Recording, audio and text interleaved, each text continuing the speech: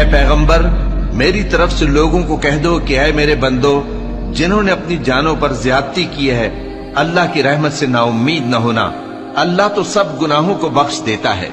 بے شک وہی تو ہے بڑا بخشنے والا بڑا مہربان۔ اور اس سے پہلے کہ تم پر عذاب آ واقع ہو اپنے پروردگار کی طرف رجوع کرو اور اس کے فرما بردار ہو جاؤ، ورنہ بعد میں تم کو مدد نہیں ملے گی۔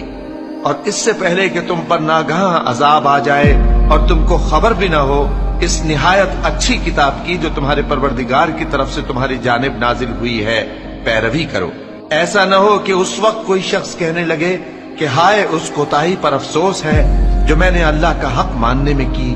اور میں تو ہنسی ہی کرتا رہا، یا یہ کہنے لگے کہ اگر اللہ مجھ کو ہدایت دیتا تو میں بھی پرہیزگاروں میں ہوتا، یا جب عذاب دیکھ لے تو کہنے لگے کہ اگر مجھے پھر ایک دفعہ دنیا میں جانا ہو تو میں نیکوکاروں میں ہو جاؤں۔